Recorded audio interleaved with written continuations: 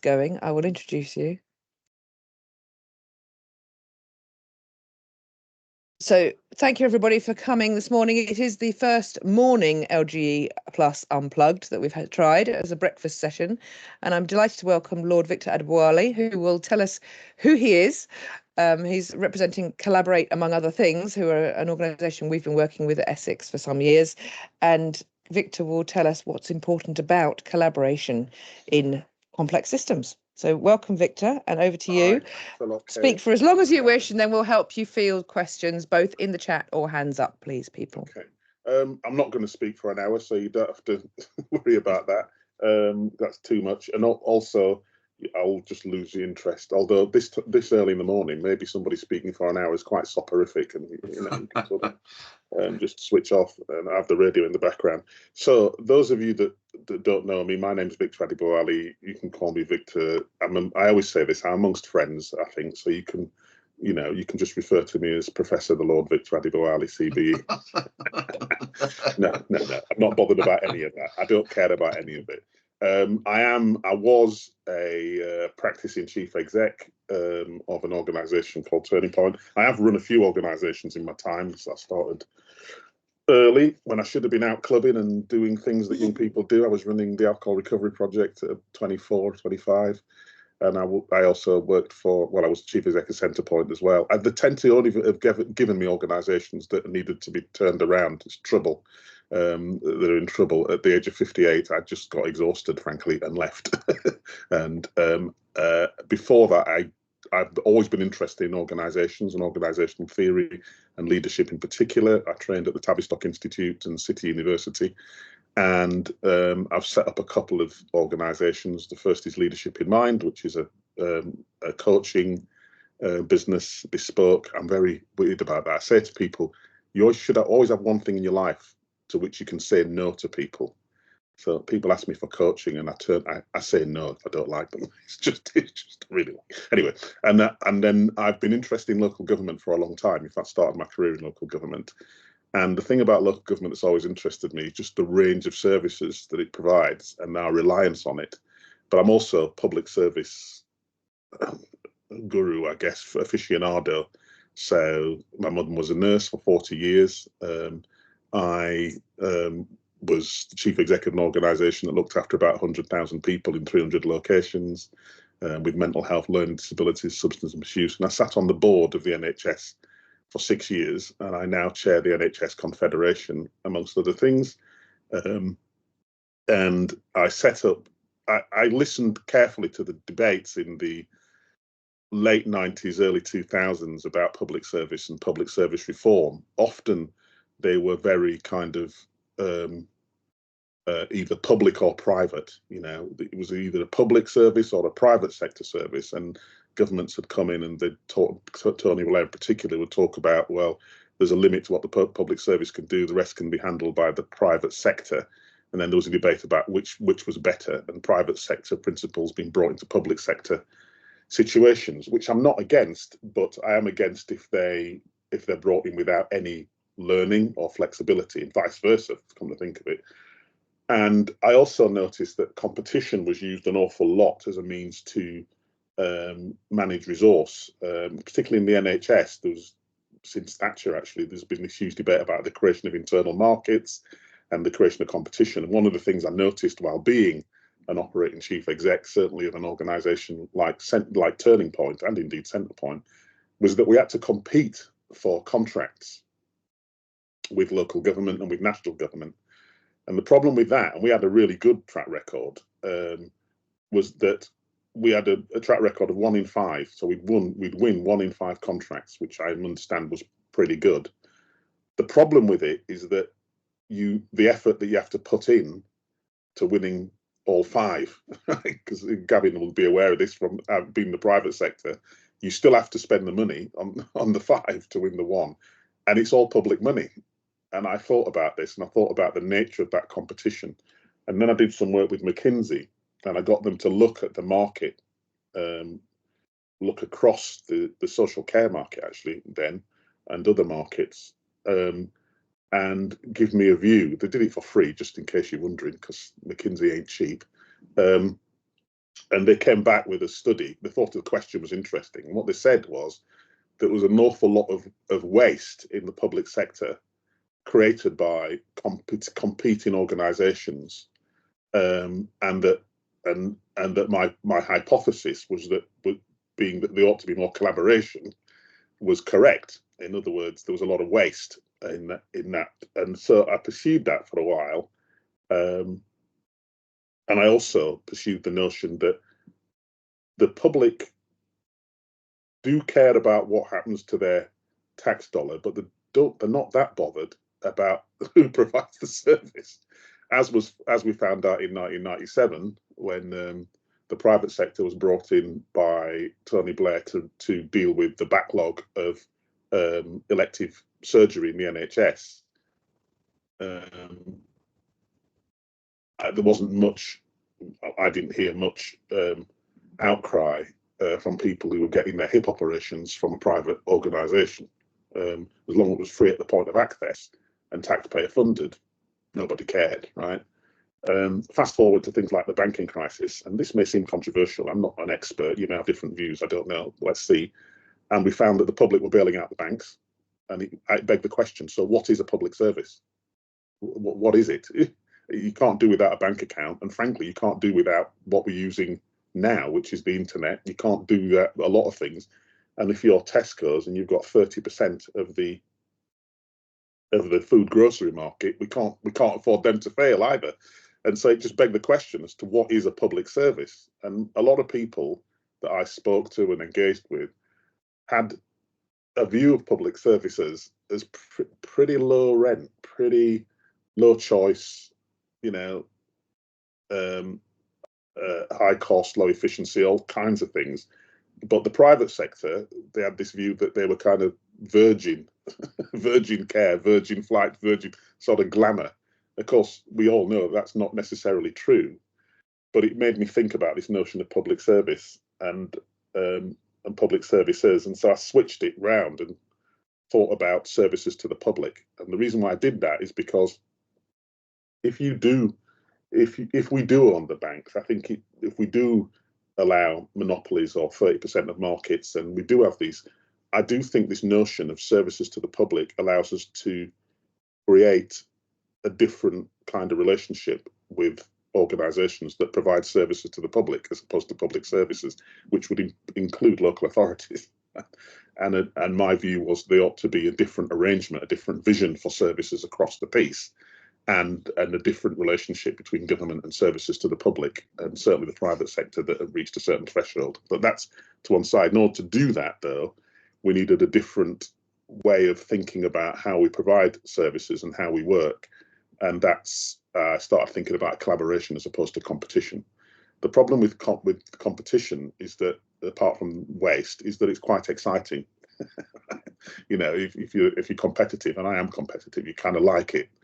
But actually, it's quite wasteful. The thing about collaboration is that it's not as cool, because you need a different currency for collaboration. You need to decide what you're going to exchange and how you're going to exchange it and all that sort of stuff. And also, we're not educated to collaborate. We're educated to compete. If you think about it, your education was all about probably exams, examination, competing, coming first, coming second, and so we're not educated to compete. And I felt that collaboration as a skill and as a practice needed development in order to achieve this services to the public paradigm.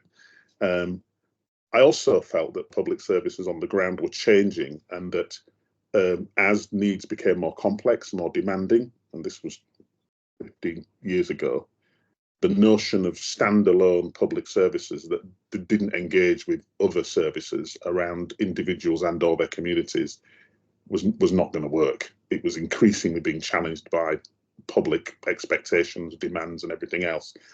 So I set up Collaborate, basically, and I got the support of a then Conservative government to kick it off, and some other things. And if you've met Anna Randall in the team, you'll know that they're focused on developing, working with organisations in the public, not for dividend or not for profit sector as people call it. I don't think that word means anything.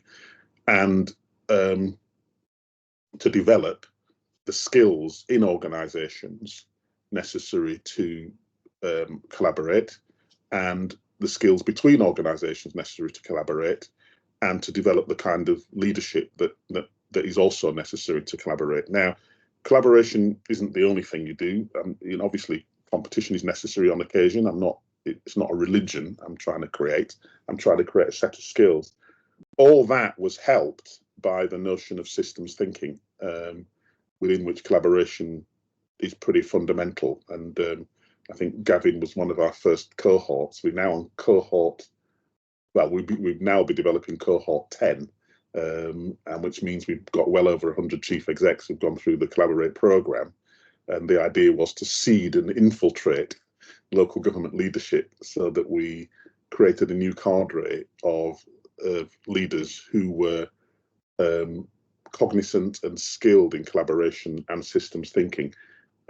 Now, if you're interested in systems thinking, I would encourage you to read an excellent paper by a chap called Peter Senge, called The Birth of Systems Thinking, I think it's called, which is probably one of the most powerful leadership treatises I've ever read, and caused me to really think about how organisations really work and how they need to work going forward. So that kind of brings me to the sort of, well, why collaborate and what as a thing, why it's important now.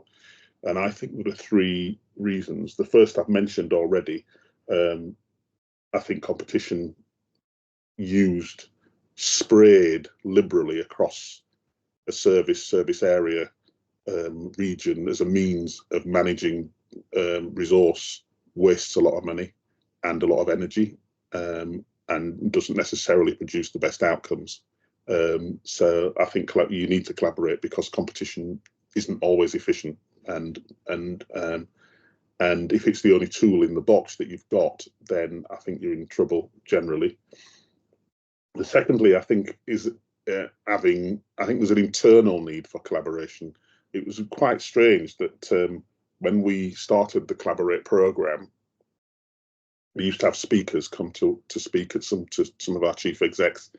We don't do that anymore so much, actually. I was always hardcore about how the programme should work, but others felt I was too hardcore and wanted speakers to infotain our cohorts. What I found is that certainly people in the NHS, civil service and local government often saw their internal structures as kind of separate from others. So the best example of that is in the NHS, where you often find patients having to go from pillar to post and post to pillar in order to get single responses, and you certainly find that in local government sometimes. And yet these individuals actually have multiple needs that are connected. And you find the bureaucracies within organisations are self-fulfilling prophecies. They exist to support their department rather than the organisation, or indeed the individual. And that lack of collaboration internally, I think, can waste money and cause something called negative value transfer. Some of you will have come across that concept, the notion that people go from place to place in order to get a single service, and that wastes the time of citizens and is very expensive. You see it a lot in the NHS, a lot, and I think it's still prevalent in local government. The third reason is the systems thinking piece, which is, no service to the public is an island on its own anymore, and I'm sure that's the case in Essex as it is in many other places. You do need to build relationships with other providers of services to the public, be they in the for-profit sector or there's all this notion of not-for-profit. Let me just kill this notion. Either the for-dividend sector or the not-for-dividend sector. The reason why I say that is that charities have to make a profit. They call it something else, but it's a profit. They just don't distribute it. And whether it's in the not for dividend or the for dividend sector, you do have to work across boundaries these days more than ever. I mean, argue the point if you wish, but I think you do. And certainly in places where there is great poverty or great gap inequalities, I think that's more and more the case.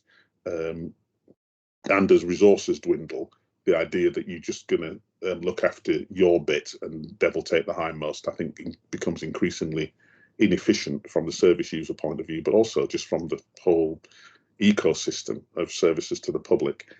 And the fourth reason why I think it's necessary is that as services become more stressed, I think their intention also degrades. And what I mean by that is, as a best example, I did a piece of work some time ago in Elephant Castle, and it was on an estate that was quite poor, didn't have a lot of services, and I worked with the people who lived on that estate, and I got them to think about what services they need, what services they didn't need, and how the services they did need could be provided, right? And I took the presumption that poor people aren't stupid, they just aren't listened to very often. And we designed a whole series of services that meant that people didn't have to go to hospital, actually created their own internal education job training systems, because people were ashamed that their literacy and numeracy was poor, but there were people on this day. So we created a whole load of stuff. And when we evaluated these services versus the services they were receiving from the local authority and the NHS, this was done independently, we found that the services designed by the people of that state were more efficient, had greater flow through, and reduced demand on other services dramatically. And in fact, the evaluation of the whole programme that was done by the LSE showed that for every £1 you spent in this way, saved between £4 and £26, depending on the severity of need in the community. And the reason why I say that is that was all about collaboration. It was a collaborative. It was a way of designing services in collaboration with service users. And I think that as things get tough around services to the public in local government and the NHS, I think we will have to, and I don't think it's necessarily a bad thing, to be honest, rethink some of our principles, our intention behind some of these services. Like, what is the intention of, I don't know, the library service or the children's services for that matter? What is the intention of that service? And does the process that we currently apply to that, does it match? And if it doesn't, then we need to rethink what the service, how the service is designed. Now, let me be clear, I'm not talking about big society and volunteerism. I'm talking about paying people, but I'm talking about how you design those services and doing that in a way which is collaborative with the communities in question. Some of you will come across the Wigan deal, which is sometimes overhyped, but I think there are some real nuggets of how you do this in the Wigan deal programme. So those are the four reasons why I think collaboration is important, and with some examples of how I have applied those principles in the work of Collaborate. When I set up Collaborate, I was never sure whether it was a small business. It's a community interest company, but I deliberately didn't set it up as a charity. I set it up as a commercial entity because I wanted to ensure that we were viable commercially, because I wanted to test whether there was demand. It was a risk, right? And so far, we're doing quite well, both in terms of the leadership program and the demand for our services, which I would describe as holding hands services. That we hold the hands of organisations, systems, and system leaders to go from where they are to where they haven't been before. And we engage with people at all levels to create, I guess, the right questions, and then help them achieve the right answers. in a new paradigm of collaboration as opposed to competition, systems thinking as opposed to the old style sort of siloed thinking and protectionism. I think I'll end there and just open it up for questions. I think I've spoken for long enough. Is that all right, Kate? It is. I mean, I'm interested to hear what the room wants to hear more about. And so if people would like to put their hands up and speak to Victor directly, or use the chat if that's your comfort zone. On my screen, I can see 5 people. So there's a lot more than that here. I think you just can't see us all. Yeah, exactly. So it says Sian's got her hand up. Sian, would you like to ask Victor a question? Hi, Sian. Morning, Victor. Hi, how are you doing? I'm doing all right. Great point about collaboration. And I think it's really interesting because we already see elements of that happening within systems, but I'm not sure that it's fully recognised or utilised yet. So we have great leaders, we have great change makers, all at high levels within organisations, but the NHS, and I've been in the NHS for many years and have left for many years as well, and not a lot has changed in terms of true collaboration because it's messy. It's really messy. It's about people, and people are all different. They all have different views. And, you know, big organisations like systems, they like processes, they like governance, they need to keep people safe. So crossing those boundaries and blurring edges is really difficult and challenging, I think, and particularly for the NHS where we have people's lives in our hands as well. But the NHS have tried. So I have been doing work for the last 9 years around social prescribing. And we now have a workforce across England of over 3,000 link workers. And these link workers are actually working in collaboration where they're allowed to, where they're supported to. So it's often the voluntary sector models of hosting that allow the greatest collaborative practice. And they are blurring boundaries, and they are empowering people to take control of their own health and well-being. They are looking to communities around asset building. And I think there's some great examples of people out there doing it that we're potentially missing that could be replicated and users test and learns, whether you like that term or not, higher up in organisations when we're organising services. You know, if we were to truly look at ABCD approaches, our whole communities would look completely different. You know, because we like systems and processes, we layer them across whole populations. And we need to get down into the communities and say, actually, most of you don't need. You have lots of things that you can do for yourselves, but actually we're not facilitating that. We're increasing your disability, perhaps before you even have one. And I'm just wondering how Essex could start to dig a bit deeper into some of these roles that are out there in the community already that are practicing true collaboration, but very quietly. I don't know what to say to that. I mean, it's true. I mean, look, let's be clear. You know, systems work in collaboration isn't about abandoning processes or governance. No. In fact, it's the opposite. It's about purpose. It's about the application of those things to the right purpose. Firstly, secondly, I think it is possible that there are people who. So, to your point, one of the things that we encourage at Collaborate in leadership is this, put simply, the people on the front line usually understand 100% of the problem. As you go up the organisation, each layer takes out 10% of understanding, right? And until you get to the top, where there is a real effort to understand from the front line, the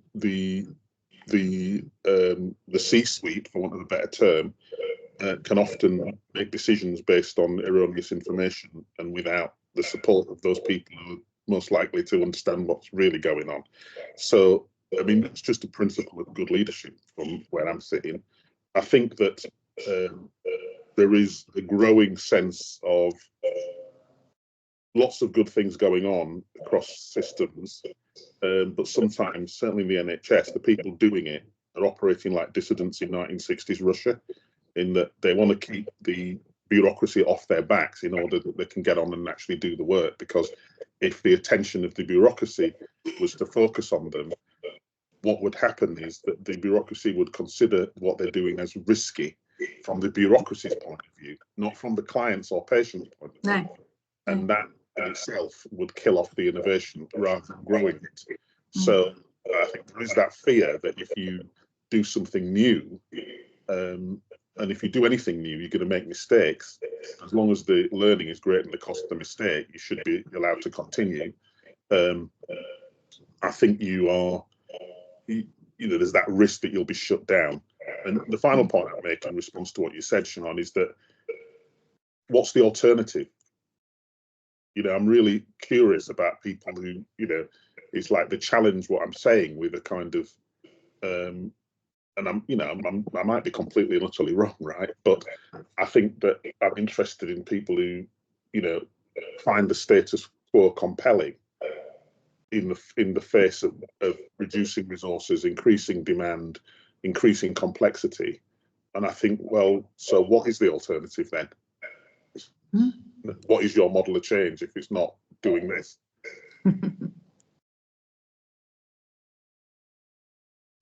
Thank you, Sian. I think somebody had an Lisa? unmuted feedback loop going on there. So if we can all stay muted, except for when, obviously when you're asking Victor a question, or if you are Victor speaking.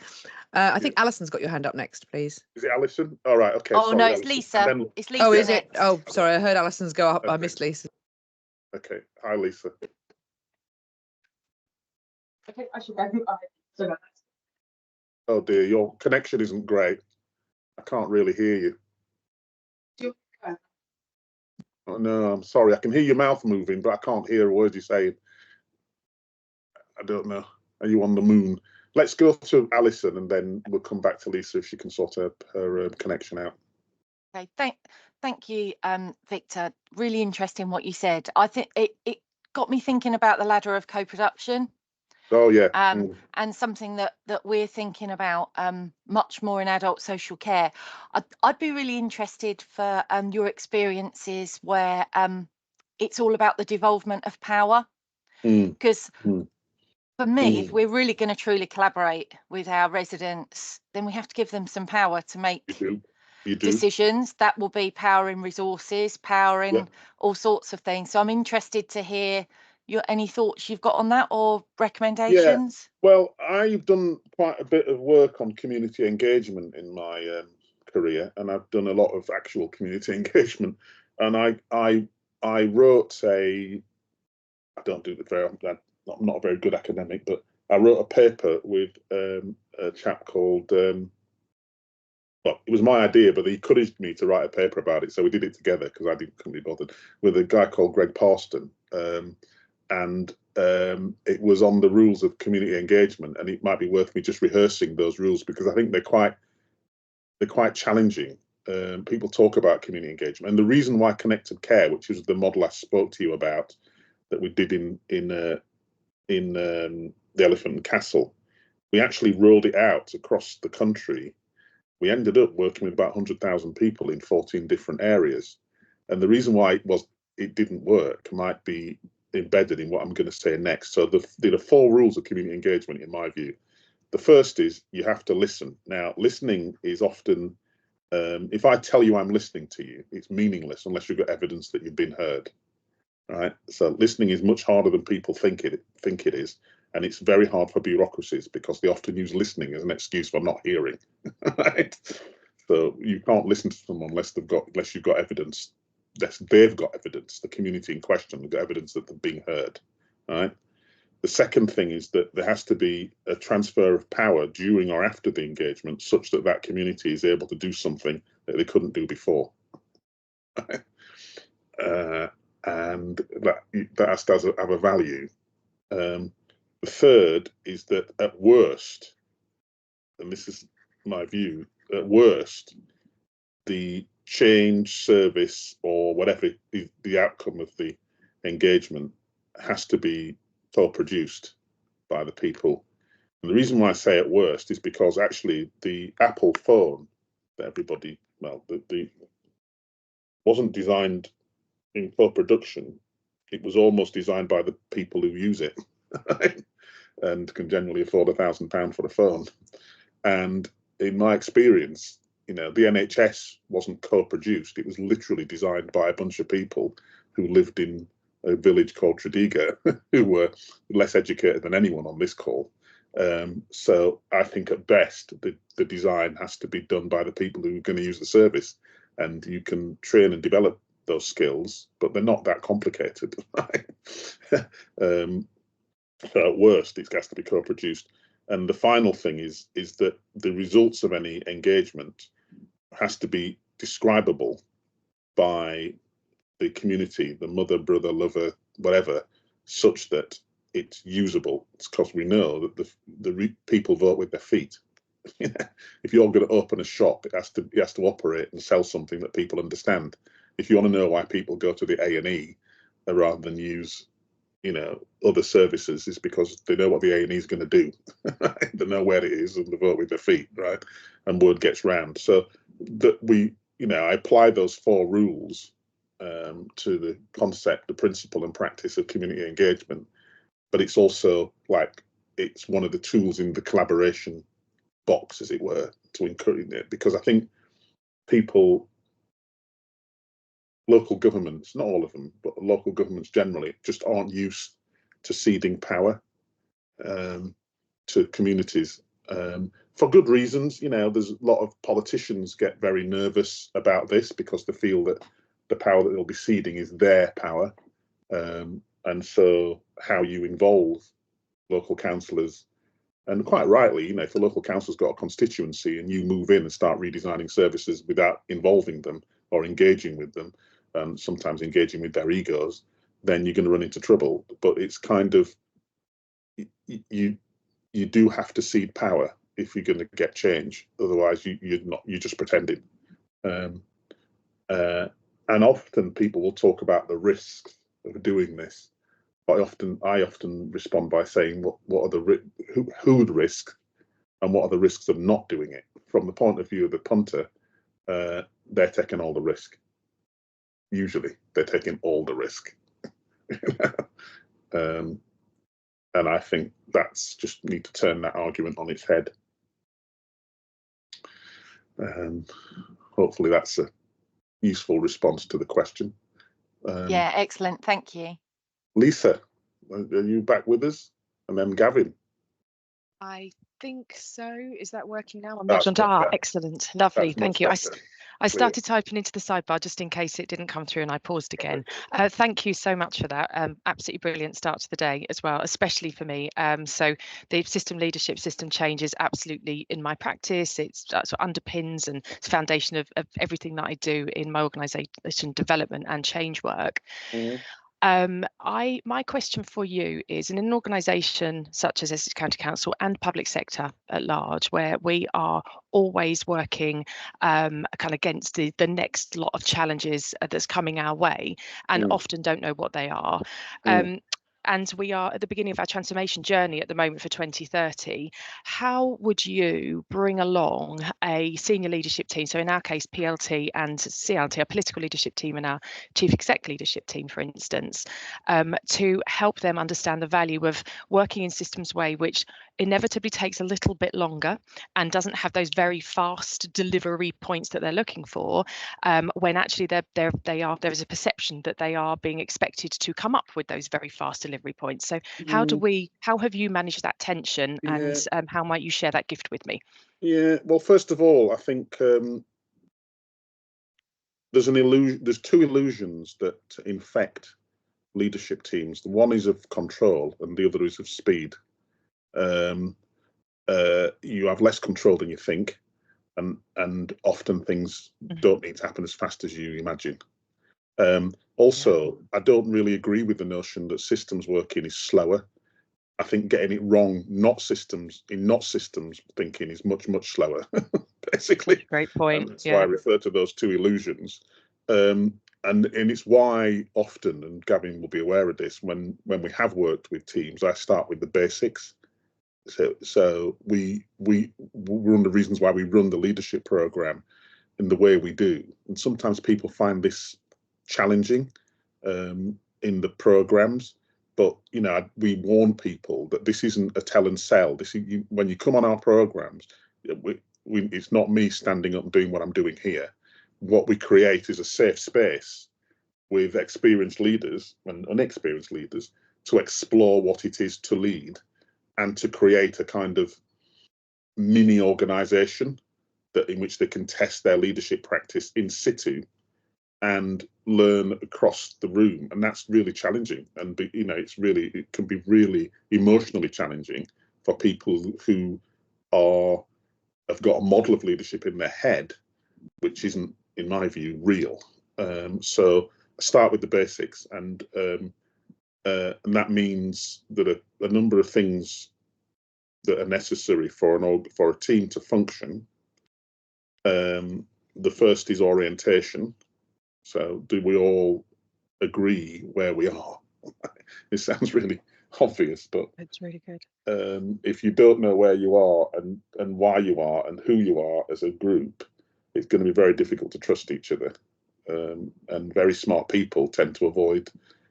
They won't trust each other, which is a problem, because the next bit is you can't set objectives unless you trust each other. And you've all been in rooms where the most powerful person in the organisation or in the room says, these are our objectives, and everybody takes the notepad out and writes all the objectives down, thinking, how do I meet these objectives, and how do I get out of this room, and how do I avoid being hauled up in front of this person, right? And then when you meet again, none of the objectives have been met, or some of them have been met and some of them haven't, and that's because everybody interprets the objectives in their own way to avoid being the person that gets so without trust, there's no point in setting objectives, really. But if you do have trust, you can set objectives that are bounding together, and then you can allocate resource. And I've seen billions wasted in poor orientation, no trust, and then objectives are set and money's allocated, and it's wasted.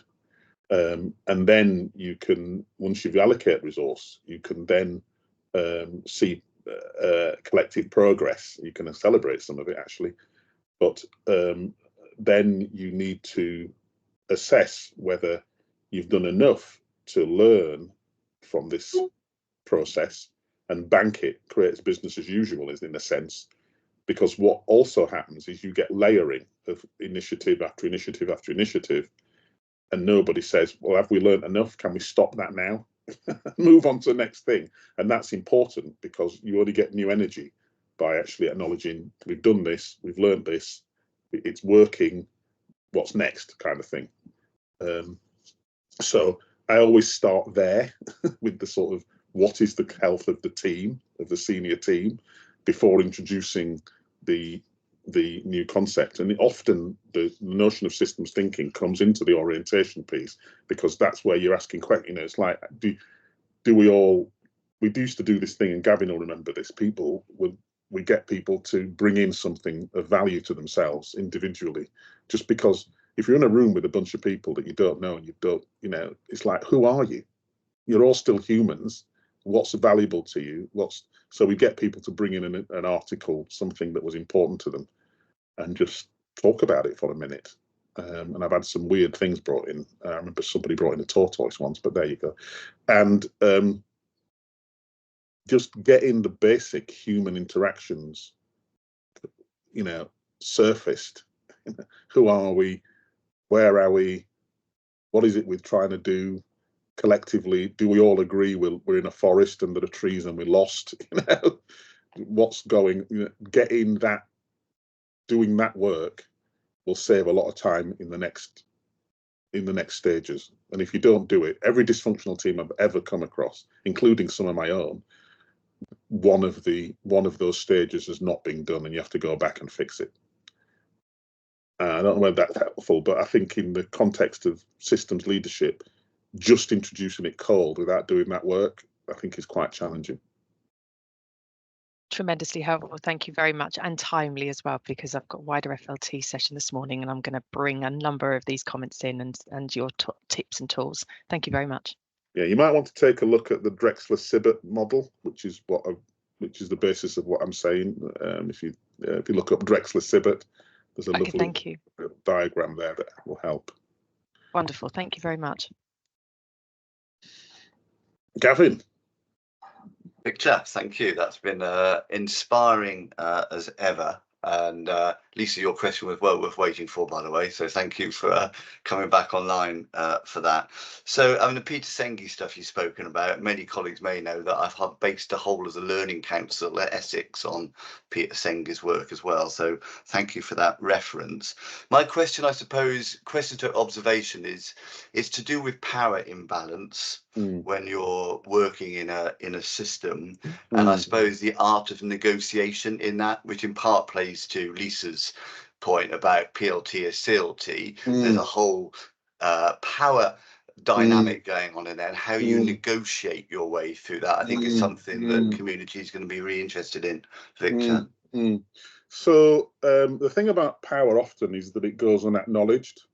So what you find is that there's lots of power in systems and organizations which nobody acknowledges is there, and therefore it's not discussable. And the future is created by the things you don't discuss, not the things that you do. So, you know, formal power, engaged by the title of the person, chief exec. Informal power, is often embedded in a certain kind of person. You know, I mean, forgive me, Gavin, but, you know, the white middle class male, top of the tree, you know, followed by the white middle class female, followed by. Oh, please be called middle class, Victor. To be honest, if you're a chief exec at Essex, I think you probably made it. I don't mind being middle class. I am. It's not a take it in the. And I think all those power systems are often unacknowledged, but they are dynamics in systems. They just are. And then you've got the formal power and authority given to you to do stuff. Now, there's a couple of kind of things that I've noticed. One is some power, some negotiations. Well, you know this because you've been in business and stuff. It's like if you're going to negotiate with someone, just as a very basic principle, you've only really succeeded if both of you walk away from that negotiation slightly unhappy with the outcome. Just as a principle, it's like neither party are going to get exactly what they want. But equally, some negotiations take.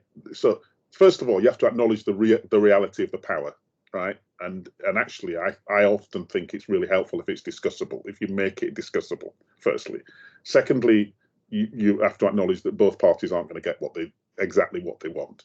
The third is, and this is from work done by a woman called Judith Glazer, which is, you know this, Gavin, because you're a chief exec and there might be other people, if somebody comes into a room and proselytizes an outcome to you, you know, lobbies you, the first thing that happens is that you become quite skeptical.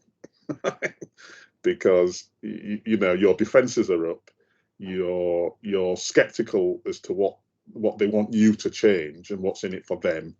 And Judith Glazer talks about your amygdala, your primitive brain becomes activated, right? And it's much harder for that person to break through.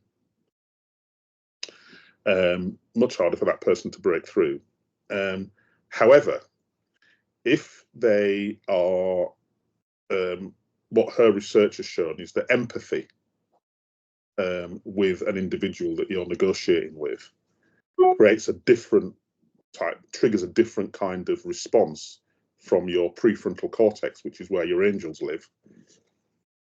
And you create an and. And it's one of the reasons why salespeople that are really, really good are really nice, because they build a relationship with you based on empathy rather than flogging stuff, right? And I think that is the case in most negotiations in public services.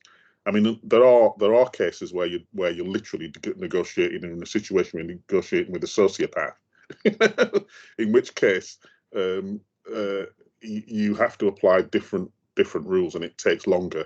But generally, and I've seen this happen particularly in local government and health, where local government can become very frustrated with health colleagues because, you know, you've got a democratic mandate, literally, and health doesn't, and often they have money that you don't have, and they're responding to that boss over there, and you're responding to your boss over there, and it becomes quite combative, and you're both complaining about each other and slagging each other off.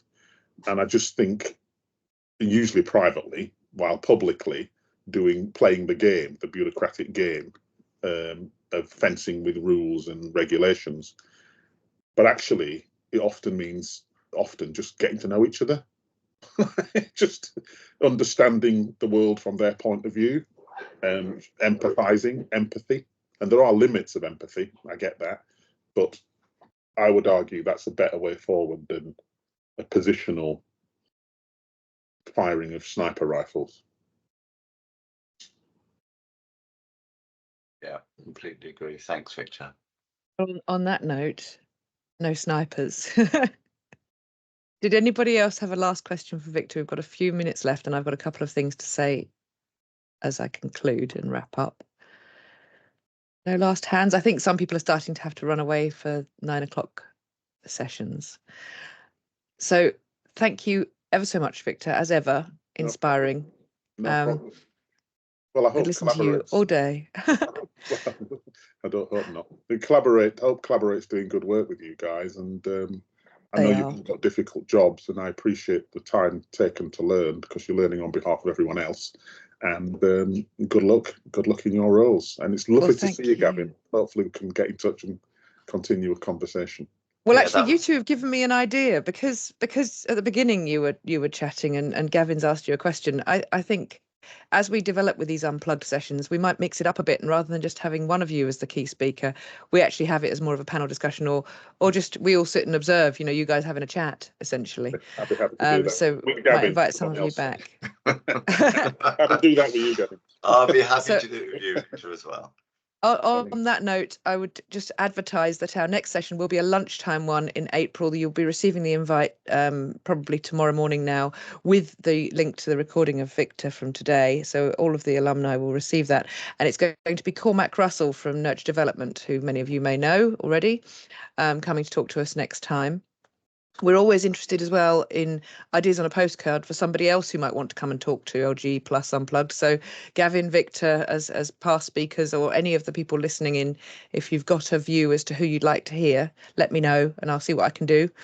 And at the end of that, I just say that where I sit in my village is my window behind me in my office is right on the route between the GP surgery, the primary school and the bus. And at this time of the morning, I can hear public services happening right behind me live. I can hear the communities out there. So it's a really very vibrant reminder of life going on in the world that we're trying to support as public servants. So thank you again, Victor. Thank you, Gavin, and everybody else for joining today. And see you soon. Thank you, everyone. Thanks very much, Thanks, everyone. Bye. Thank you. Bye.